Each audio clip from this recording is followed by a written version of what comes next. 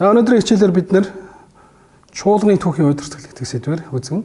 За тэгээд манай монголчууд нэг л зүйлийг ташаа ойлгож явдаг. Ерөөсө христийнхэн гэхлээр ортодокс, Оросын ортодокс, католик, тэгээд протестант гэж ойлгож явдаг. За энэ бол нэлээд дээхэн бол юм байсан. Харин сүүлийн үед бол мэдээж хэрэг христтгэл монгол хэл гэсэн учраас олон зүйл тодорхой болж байгаа нэг бол энэ чуулганы түүхтэй асуудал байна. За тэгээд ер нь бол чуулганы түүхийг бид нар хоёр хуваачиж болно.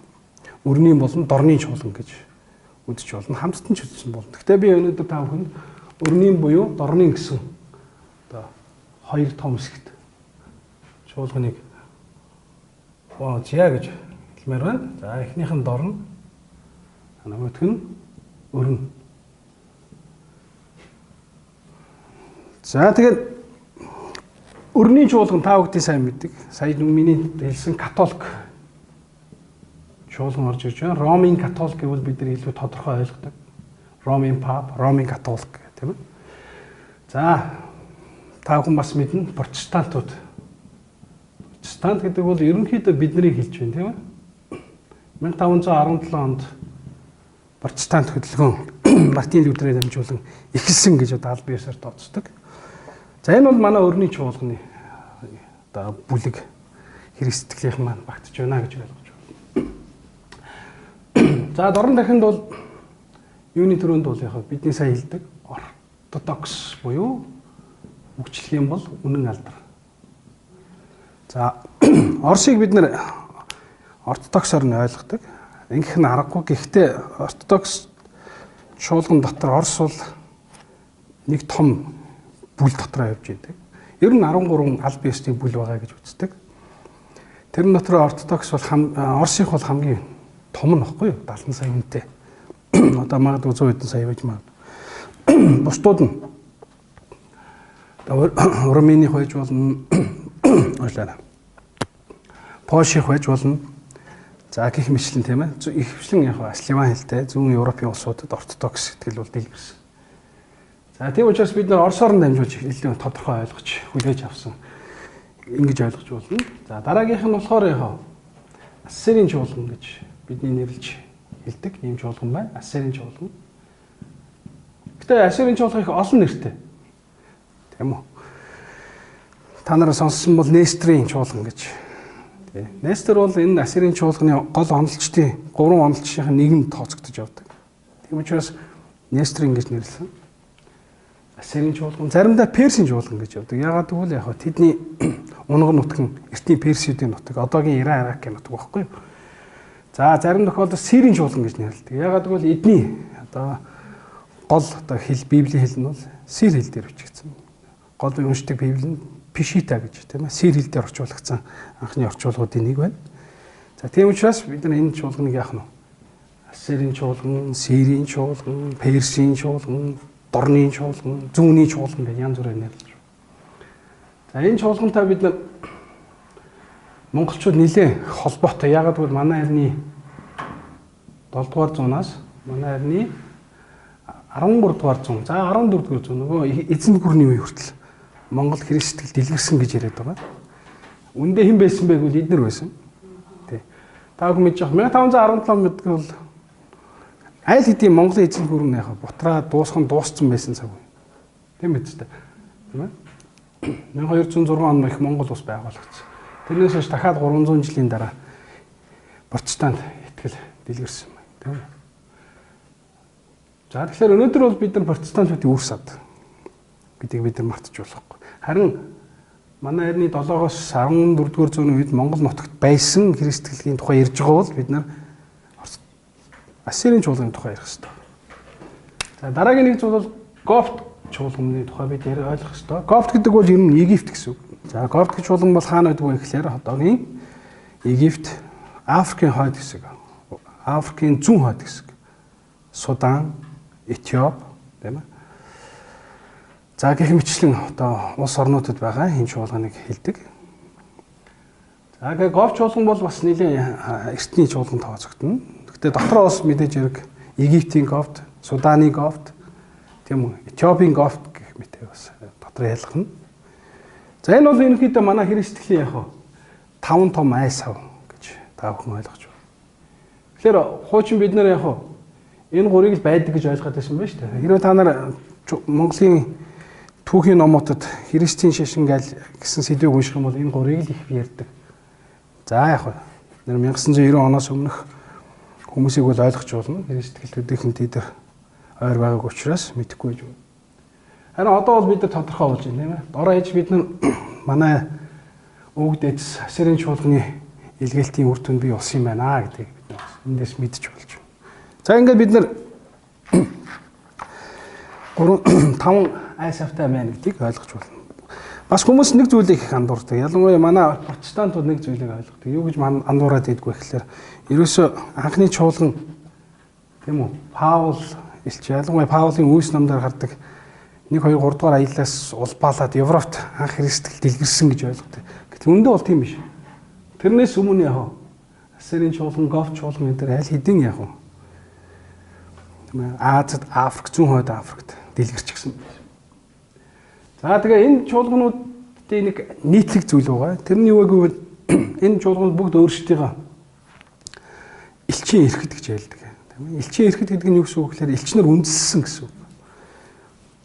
За бид нар католикуудыг мэднэ. Нэгдүгээр Паул дээр Петрийг яг онцолдог. За тэр тусмаар Петрийг бол яг анхны папч гэж нэрлэдэг. Петр бол Ромын чуулганыг үндэссэн албан ёсны хүнээр тооцогддог. Тэгээ бидний уншдаг Библиэлд бол Петр Ромд очсон хэсэг нь эргэлдээтэй байгаа, тийм үү? Чуулганы түүхэнд Петрийг очсон гэж үзэж байгаа. За тийм болохоор бид нарт чуулганы түүхэнд бас итгэж болно л да, болохгүй юм байхгүй. Тийм болохоор Петр бол католик чуулганыг үндэссэн гэж тооцох нь бас нэг талаар аргагүй. За тэгвэл ортодокс чуулган болон Ассир чуулган, Гоф чуулганууд өөрсдөө юу гэж үздэг вэ? Гоф чуулган бол өөрсдийнхөө маркийг үндэслэгчээ гэж үздэг.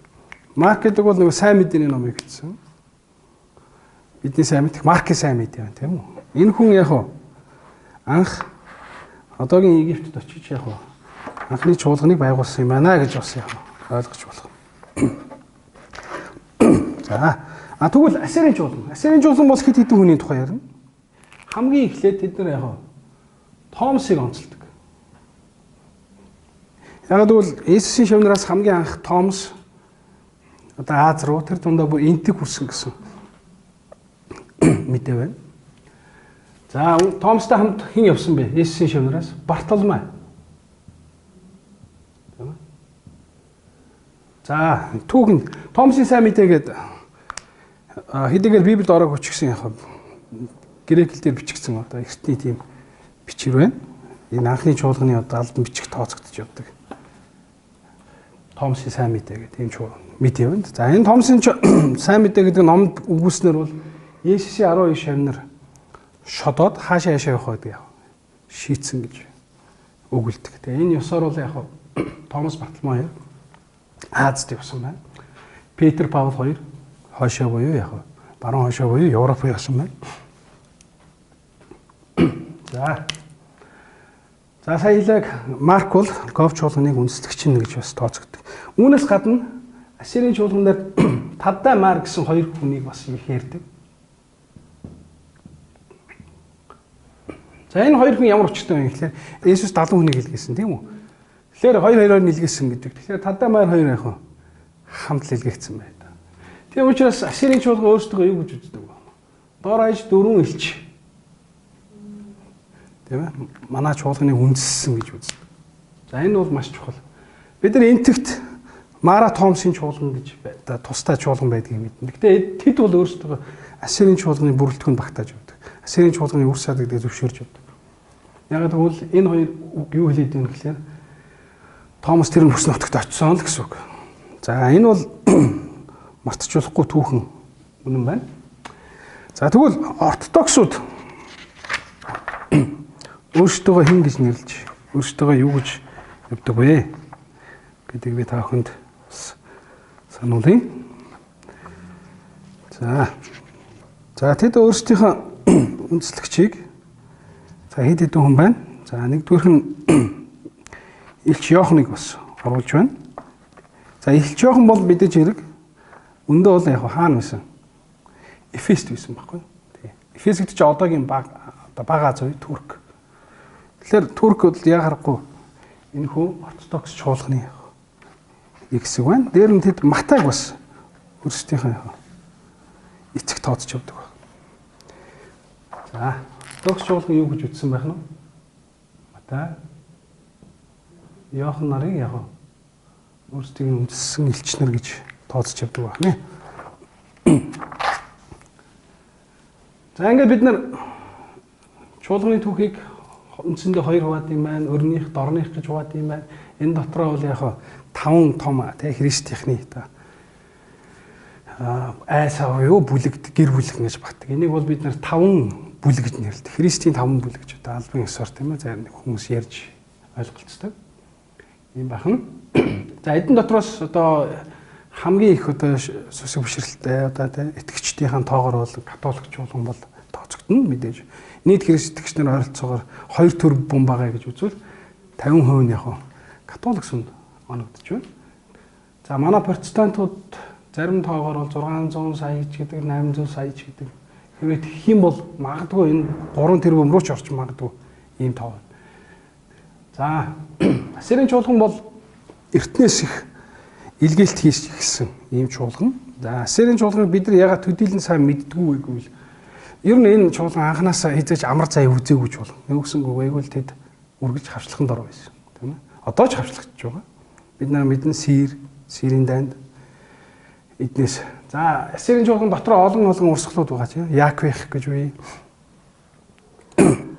За Армених, Гүржих гэдэг бас дотроо салбарлаа явчихдаг. За тийм учраас бид нар бас